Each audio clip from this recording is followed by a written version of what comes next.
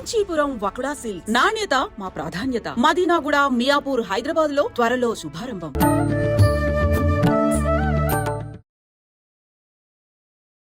నమస్కారం, welcome to iDream. ధర్మ మార్గం విత్ విజిత కార్యక్రమానికి స్వాగతం. ప్రస్తుతం మనతో పాటు ఉన్నారు ప్రముఖ జ్యోతిష వాస్తు పండితులు శ్రీ శ్రీ శ్రీ నానాజీ పట్నాయక్ గారు. ఇప్పుడు వారితో మాట్లాడి మరిన్ని విషయాలు తెలుసుకుందాం. నమస్తే అండి. శ్రీమాత్రే నమః. గురుగారు, మార్చి 14న హోలీ పౌర్ణమి. ఆ రోజునే గ్రహణం కూడా ఉందని చెప్పి వింటూ ఉన్నాం. నిజంగా గ్రహణం ఉందా? ఉంటే ఎటువంటి నియమాలు పాటించాలి? ఏ ఏ ప్రాంతాల్లో ఈ గ్రహణం అనేది వర్తిస్తుందంటారు? సహజంగా కూడా హోలీ పౌర్ణమి సాధనకు చాలా మంచి రోజుగా చెప్తూ ఉంటారు. ఎటువంటి సాధనలు? దేవతా ఆరాధనలు, మంత్ర సంబంధించి చేసుకునేటువంటి విధానానికి చాలా మంచి రోజు హోలీ పౌర్ణమి. ఎందుకు అంటే మనం ఎన్నో రకాల పూజలు చేస్తున్నా డిజైర్ ఫుల్ఫిల్మెంట్ అవ్వదు, మనం చేసిన దానికి ఫలితం రాదు. కానీ హోలీ రోజు చేసినటువంటి దానికి ఎక్కువ ఎనర్జీ ఎక్కువగా ఉంటుంది. అంటే మనసులో ఏదైనా కోరికతోటి ఆ రోజు చేస్తే గనక సక్సెస్ అవుతుందంటారు. అది ఫలితం అందరూ చేసేది కోరికలతోనే చేస్తుంటారు. అంటే ఖచ్చితంగా కొన్నాళ్ళుగా తీరని కోరికలు ఉంటుంటాయి కదా. అంటే మీరు ఎంత ప్రయత్నం చేస్తున్నా మీ మానవ ప్రయత్నానికి ఎంతకీ జరగనప్పుడు అప్పుడు దేవత అనుగ్రహం కోసం మనం చేస్తూ ఉంటాం. అయితే అదే రోజు గ్రహణం కూడా వచ్చింది. కానీ చాలామందికి ఏంటంటే కొంతమంది గ్రహణం ఉందంటున్నారు, కొంతమంది లేదంటున్నారు. కానీ శాస్త్రంలో ఒక ప్రామాణికత ఉంది. అసలు మీకు గ్రహణం ఉందా లేదా ఈ దేశంలో అని తెలుసుకోవాలంటే చంద్రగ్రహణం అనుకోండి, పగలిపూట చంద్రగ్రహణం ఉంటే చంద్రగ్రహణం లేనట్టే. ఎందుకంటే చంద్రుడు మనకు కనబడ్డు కదా. అంటే ఉదయం దాదాపుగా 6:30 నుంచి సాయంత్రం 6:30 లోపల మీకు ఆ టైమింగ్ లేదనుకోండి, ఇక చంద్రగ్రహణం లేనట్టే. మీకు పగలప్పుడు ఉంటే మీకు లేనట్టే. ఆ టైమింగ్ పగల లోపల ఉంది, మీకు బయట దేశంలో వస్తుంది. అది అమెరికా కంట్రీస్ వైపు ఉంది. అలాగే సూర్యగ్రహణం కూడా రాత్రిపూట టైమింగ్ వచ్చిందంటే మీకు సూర్యగ్రహణం లేనట్టు. ఎందుకంటే సూర్యుడు కనబడ్డగా, కనబడిన సూర్యుడు మీకు గ్రహణం ఎలా కనిపిస్తుంది? సో అది మనం అర్థం చేసుకోవాలి. అయితే చాలామంది ఏంటంటే గ్రహణము అనేటువంటి దాన్ని ఒక నెగటివ్ కోణంలో చూస్తుంటారు. కానీ గ్రహణం అనేటువంటిది ఒక పాజిటివ్ కోణంలో చూడమని మనకు మహర్షులు చెప్పారు. ఏ రకంగా అండి పాజిటివ్? ఎలా అంటే ఇప్పుడు ఆత్మకారకుడు, మనస్కారకుడు, కాలానికి మోక్షానికి కారకులైన ఛాయాగ్రహాలైన రాహుకేతువులు, ఈ 4 కూడా ఒక అలైన్మెంట్లోకి వస్తాయి. గ్రహణం అంటే షాడో పడ్డం అంటూ ఉంటాం మనం. అందుకే సైంటిఫిక్గా కూడా తీసుకుంటే సమయం అనేటువంటిది సమయాన్ని సంకేతించే గ్రహాలు ఇవి. ఇప్పుడు మనకు చూడండి, ఈరోజు ఏమిటిది ఇది అంటే మనం చెప్తాం పాడ్యమనో, పంచమనో, సప్తమనో చెప్తుంటాం. ఎలాగా రవిచంద్రుల డిస్టెన్స్ బట్టి, ఏ యోగము ఏ కరణం కూడా చంద్రుడు రవికి ఉండే డిస్టెన్స్ బట్టి చెప్తుంటాం. అలాగే ఈ షాడో అంటే నోట్స్ అండ్ రవిచంద్రులు ఇవన్నీ ఒకే లైన్లోకి వచ్చినప్పుడు మీరు చేసేటువంటి మంత్రానికి బోల్డ్ అంత శక్తి ఉంటుంది. అందుకని గ్రహణం రోజు మీరు మంత్ర సంబంధించినటువంటిది మీ గురువుల దగ్గర తీసుకున్నది కావచ్చు, లేకపోతే మీకు నామస్మరణ, ఓం నమో నారాయణాయ, లేకపోతే ఓం శ్రీమాత్రే నమ శివాయ, ఇలాంటిది ఏదైనా చక్కగా తీసుకొని చేయొచ్చు. ఈ గ్రహణం రోజు ఒకసారి మీరు ఉచ్చరించినటువంటి మంత్రం 1000 సార్లు ఉచ్చరించిన ఫలితం వస్తుంది. ఎంత సమయం అంటే గ్రహణం పట్టు? ఎప్పుడైనా గ్రహణం 2 hours చేంజ్ ఉంటుందండి, ఎప్పుడైనా కూడా గుర్తుపెట్టుకోండి ఆ సమయంలో. అయితే మనకి ఇక్కడ గ్రహణం లేదు, నార్మల్గా మీరు నామస్మరణ చేసుకోవచ్చు. బయట కంట్రీస్లో ఉంది. లేదా పునశ్చరణ ఫలితము అంటారు.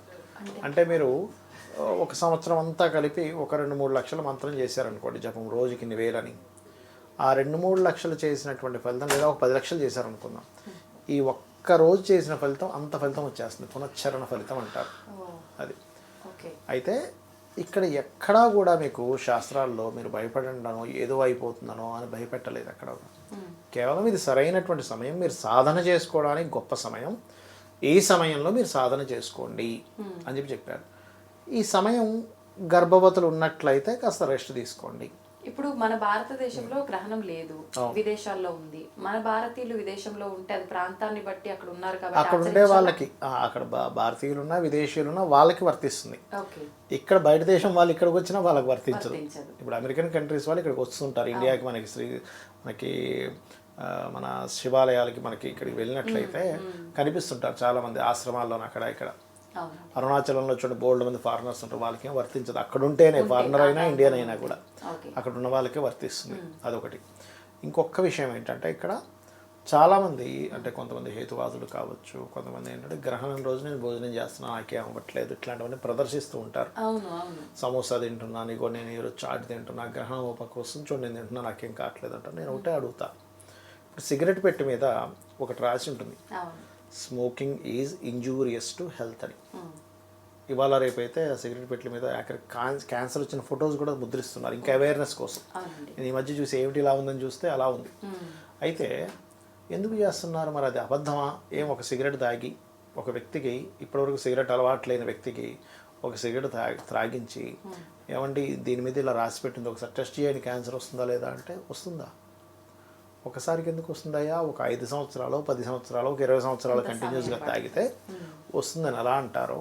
మీరు ఒకరోజు గ్రహణం చూపించి తినేసి నాకేం కాలేదంటే అలాగే ఉంటుంది. కానీ ప్రభావం అయితే ఉంటుంది కానీ ఫలితం ఆలస్యం. మీరు గనక లైఫ్లో ఎక్కువ గ్రహణాలకి మీరు సరైనవి పాటించకుండా ఆ సమయంలో ఫుడ్ తినడం, ఆ సమయంలోనే కొన్ని చేయకూడనివి చేసినట్లయితే అప్పుడు ఎఫెక్ట్ ఉంటుంది. ఒక్కసారికి ఏదో అయిపోతుందని పెట్టుకోకండి.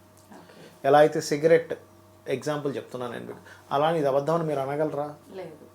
రాసింది కదండి, అదేంటి ఇన్ని అబద్ధాలు ఆడతారా? అసలు ఎంత పెద్ద మోసం చేస్తున్నారంటే అనుభవంలో కూడా ఎన్నో చూస్తున్నాం కదా, ఉన్నది వాస్తవమైన కాకపోయినా కూడా. అలాగే మహర్షులు ఇన్ని గ్రహణాలు, ఎందుకంటే సంవత్సరానికి 2 లేదా 4 గ్రహణాలు వస్తాయి మనకి. అలా వచ్చినప్పుడు సంవత్సరానికి ఒక 4 వేసుకుంటే కనుక మీరు మొత్తం ఒక 60 70 ఏళ్ళ వయసు, ఒక 80 ఏళ్ళ వయసులో ఏమవుతుంది? ఆల్మోస్ట్ మీకు కొన్ని చాలా మట్టుగా అయిపోతాయి. అప్పుడు దాని ప్రభావం మనిషి మీద పడుతుంది అని ఇక్కడ జాగ్రత్తగా ఉండండి అని చెప్పాను. ఇప్పుడు కారు వెళ్తుంటుంది, స్పీడ్ బ్రేకర్స్ ఉంటాయి, ప్రతి స్పీడ్ బ్రేకర్ దగ్గర జంప్ చేయించుకుంటూ వెళ్ళిపోయాడు. అట్లాగే ఫాస్ట్గా ఏమవుతుంది? 10వ స్పీడ్ బ్రేకర్ దగ్గర మొత్తం విరిగిపోతుంది. అదే ఒక్క స్పీడ్ బ్రేకర్కి ఏం అయిపోతుంది. అలాగే ఇది కూడా అనమాట. కాబట్టి ఏంటంటే పండుగ మొదలవుతుంది ప్రభావం, కానీ ఆలస్యంగా ఫలితం ఖచ్చితంగా వస్తుంది. అలాగే ఎన్ని గ్రహణాలు ఆ వ్యక్తి కూర్చొని చక్కగా దేవతా నామస్మరణ చేస్తే అంత ఫలితం కూడా ఉంటుంది. గ్రహణం రోజు చేసేటువంటి జపం ఎలాంటి ఫలితాలు ఇస్తుందంటే నెగటివ్ ఎనర్జీస్ మీ ఇంటికి రావు, గుర్తుపెట్టుకోండి. నెగటివ్ ఎనర్జీస్ మీ చుట్టుపక్కల ఉండని అంత పవర్ గ్రహణం రోజు చేసే ఫలితం ప్రతి గ్రహణానికి చేస్తూ ఉండాలి. ఒకటి. రెండవది, మీకు మీ లోపల ఏదైనా నెగటివ్ ఎనర్జీ ఉన్నా పక్కకు పోతుంది.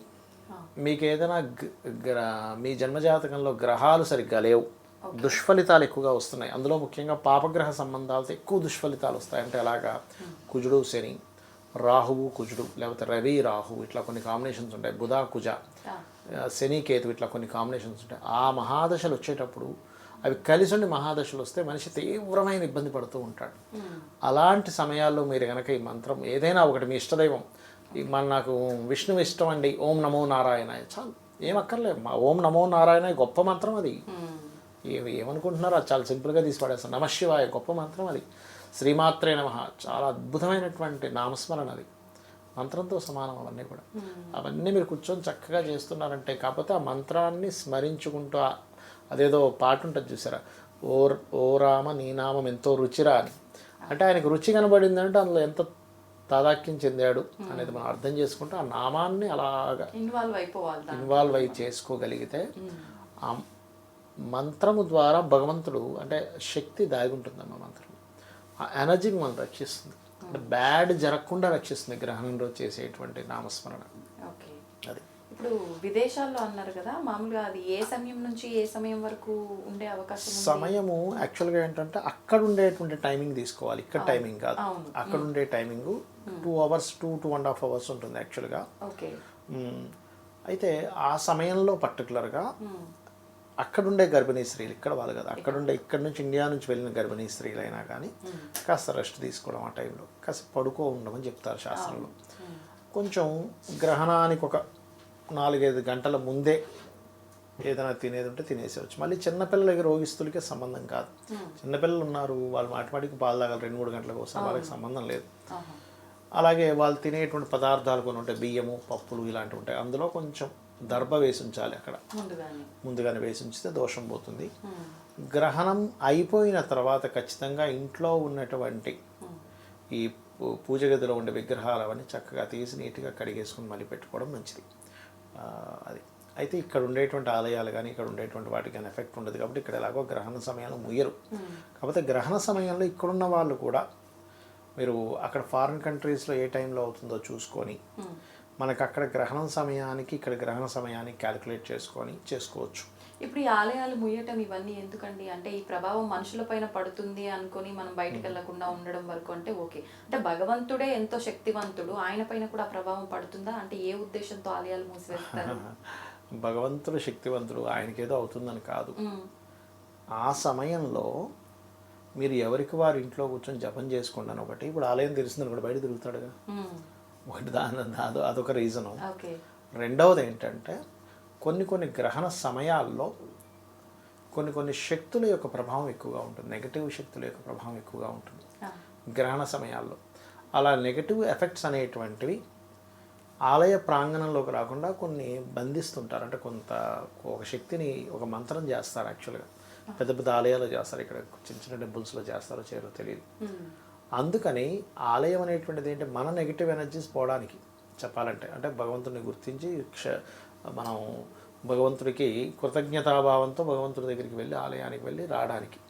మీరు ఎప్పుడైనా గమనించండి, ఒక ఆలయానికి వెళ్ళాము, అక్కడికి వెళ్ళి ఒక ప్రదక్షిణం చేసుకుని కూర్చోగానే తెలియని ఒక రిలీఫ్ వస్తుంది. ఎందుకు వస్తుంది? మనలోనే భగవంతుడు ఉన్నాడు చెప్పాలంటే, అది కనెక్ట్ అయ్యి వస్తుంది. అలాంటిది అక్కడ ఆ సమయంలో గ్రహణ సంబంధించినటువంటి సమయంలో కొంచెం నెగిటివ్ ఎనర్జీస్ ఎక్కువగా ఉంటాయి కాబట్టి అదేదో భగవంతుడిని ఏదో చేస్తాయని కాదు. వీళ్ళు ఇప్పుడు తెరిచింది ఎందుకు నేను గుడికి వెళ్తా అంటాడు, బయట తిరుగుతా అంటాడు, అందుకని ఇంట్లో ఉండాలని. అది అదేదో భగవంతుడిని ఏదో చేస్తాయని కాదు, అవేం చేస్తుంది, ఆరాధన చేయాలన్నారు కాబట్టి నేను ఆలయంలోకి వెళ్ళి చేసుకుంటా అంటాడు. ఇంకా రకరకాల వాళ్ళు ఉంటారు, ఇంకా అట్లా రకరకాలుగా ఉంటుంది దానికి. ధన్యవాదాలు.